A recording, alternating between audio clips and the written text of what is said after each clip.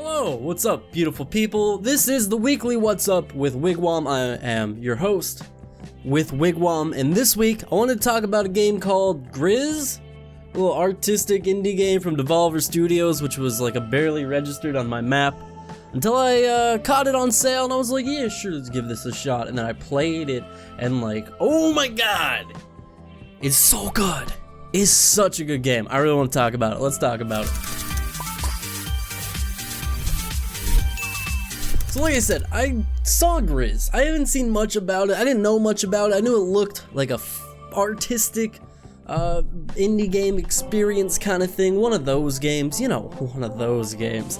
And I say that like I don't love those games dearly. I usually do. So why didn't I play it sooner? I don't know. I'm cheap. I don't have a good excuse. You probably don't have a good excuse either, but this video is hopefully going to change your mind, put that game a little higher on that priority list for you to get your hands on. Like I said, I picked it up on Steam on sale. I'm sure it'll go on sale again soon-ish. Who knows? I can't predict these things for sure, but eventually. So what is Gris? Well, Gris is like this 2D puzzle platformer which has its roots based very firmly in being an artistic expression of a game. Not to say that the gameplay isn't solid or good, because it is, but that's just not really the main draw of the game. We'll start with a little discussion about the gameplay before we get into some of the really incredible aspects of Gris, but I think you gotta discuss the gameplay for at least a little bit. I mean, it is a video game. Alright, what is it without gameplay? A movie, probably. It would make a good movie. It would actually make a really good movie. Instead, it makes a really good game.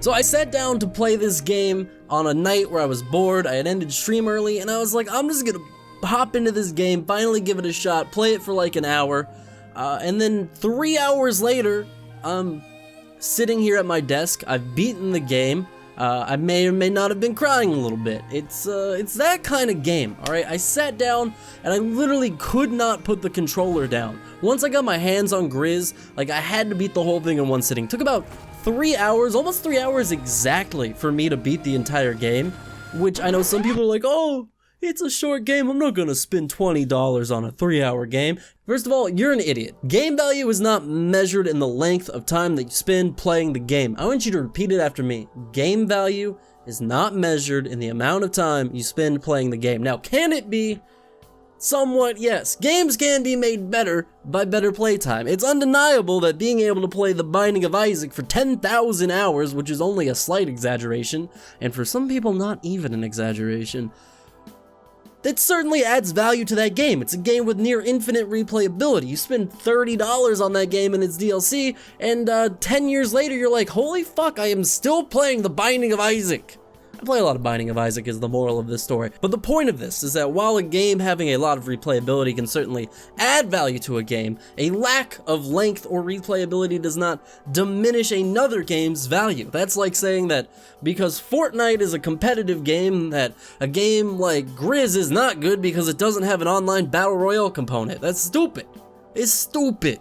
Alright, you want to be a big stupid dumb head? No, I didn't think so. So don't talk stupid dumb head opinions on my fucking channel. God! You know, I'm just a little hyper because Gris is a really fun game to talk about, so I'm gonna keep the energy levels high. Also, Creepy Tomato Mug's back. This is not a review. I was gonna say this review is off the rails, but really, this is just a discussion by a manic person who's been locked in their house for 8 weeks.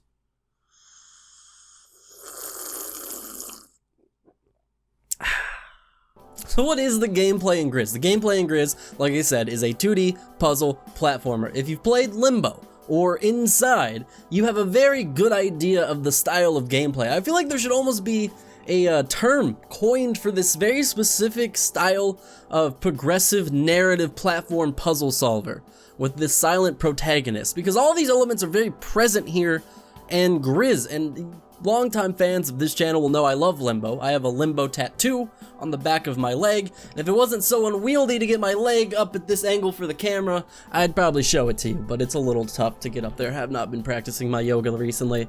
So Gris is basically everything Limbo tried to do a decade ago, but with way more experience and way more perfection and way more artistic value, I would even say. It's basically Limbo, but much, much, much better. Which is not to disparage Limbo. Limbo came out a long time ago. Limbo was totally cutting edge. Gris has had a lot of time to build upon what they did so long ago and make something even better with their inspiration behind them. Gris's gameplay stays fairly basic, but in a good way.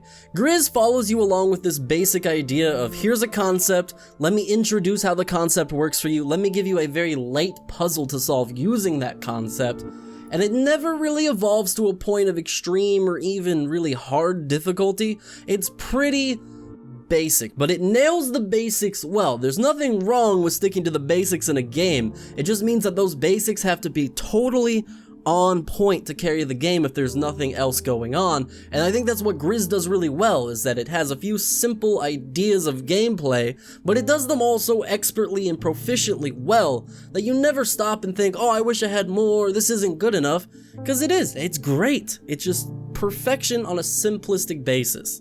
So that gives you an idea of Gris. It's not very difficult, it's not very long, so why is it so great?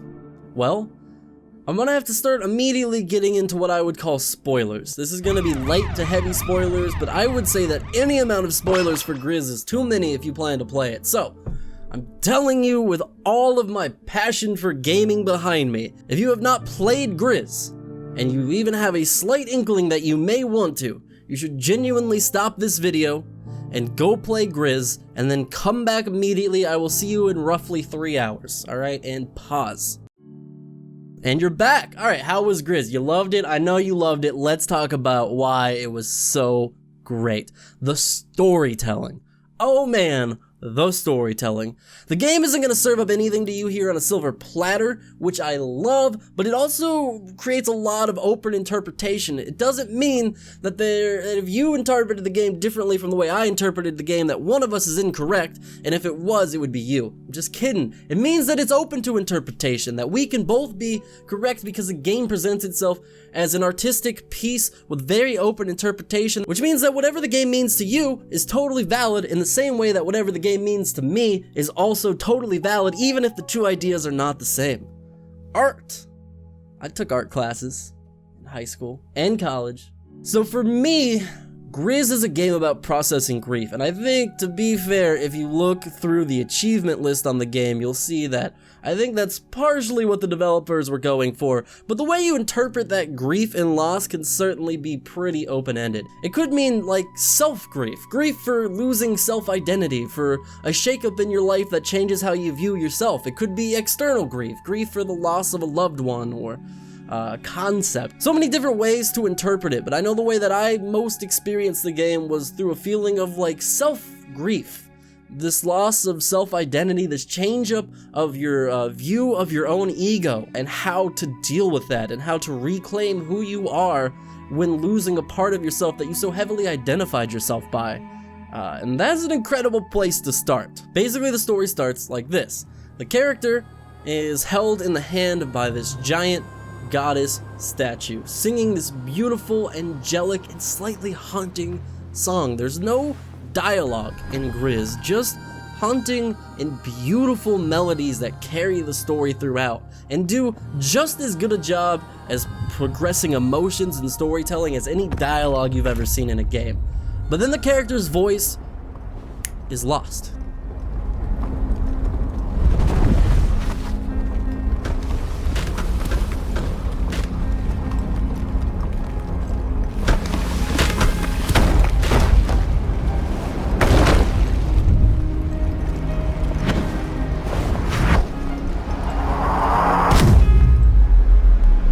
The world crumbles around the character. They're left in this pile. All color is gone from the world. The character is in a state of shock. Alright?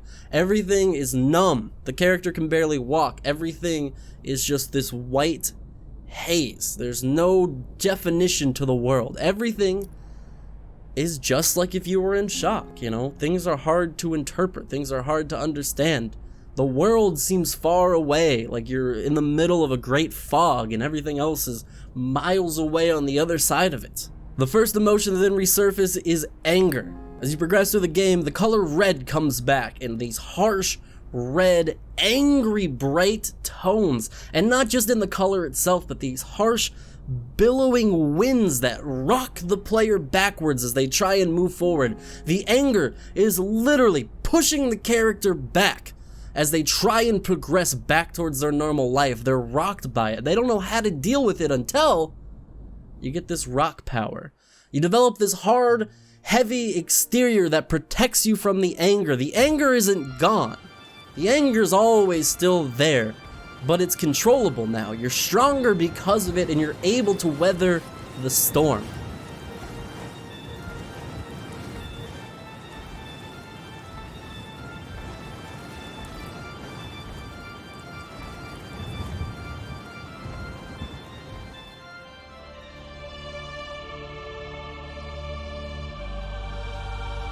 This whole first area is amazing. You've got these little statues that you can crush. The way you solve puzzles in this area, you're lashing out at others. You're hurting others to progress yourself because you're angry.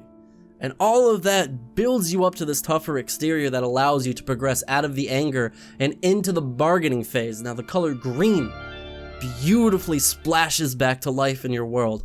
In the green area, the anger starts to subside and you start seeking help, allowing yourself to help others in order to help yourself. You're helping this little character through the woods because sometimes the easiest way to accept help is not to accept help yourself, but to offer help to others. And through that process, you can offer healing up to yourself. Kindness and compassion, by giving them out to the world, you're reminded that they exist and that when you can give them out, you can also start to receive them back. Alright? Again, the gameplay is not just telling these emotions through a dialogue or anything. There's no dialogue. It's not even just telling it through the colors and not even just through the music, but through the very gameplay itself. It is progressing these emotions by making your objectives in the game first be surviving this windstorm and then helping this little woodland creature. It's not just showing you the emotions or guiding you through the emotions, you're experiencing them through the actions of the gameplay. And that is where I started to realize that Gris was a purely genius game.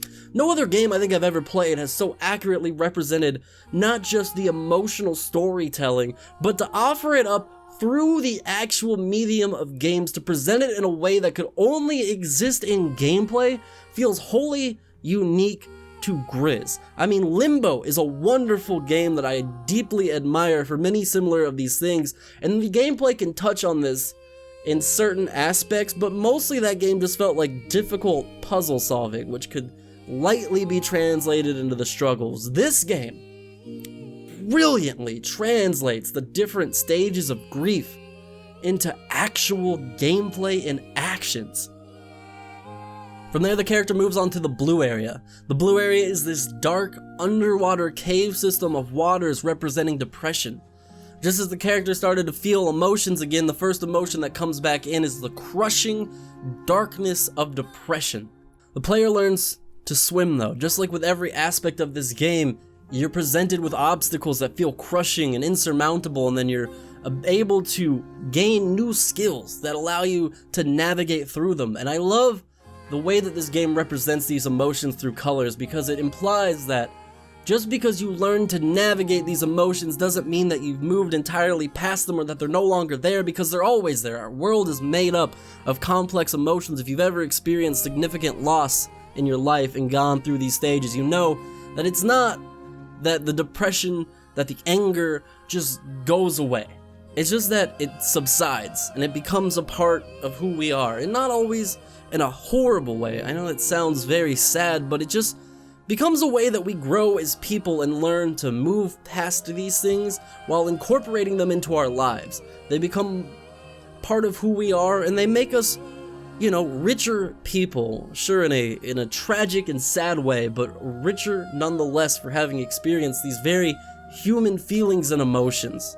I don't want to get into the very end of the game. needless to say, the game pretty much progresses like that, with new colors representing new emotions, with new forms of gameplay representing various different things. The game continues to be more and more beautiful. Every new area represents not just new emotions, but presents new artistic styles, new visuals, new soundscapes. Traveling through this game is like traveling through an art gallery, and in big part that's thanks to Conrad Rosette. I hope to God I said that name correctly. It's not even that complicated of a name, but I am really good at mispronouncing names, not to toot my own horn, but you know, toot toot. He actually came from the art world. He does not have a background in game design prior to this, so it was really cool to see someone from another world be able to bring this incredibly powerful perspective into games, and I hope that it starts a trend with games that want to hit these kind of emotional high notes to bring in experts from other fields to help elevate their games to their full potential.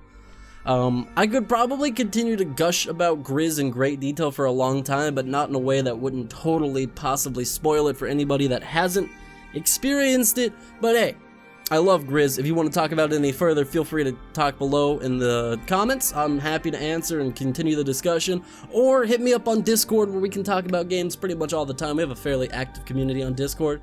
And anybody that's watched the video up to this point, thank you. I hope you leave a like. I hope you're subscribed, or you consider subscribing if you're not.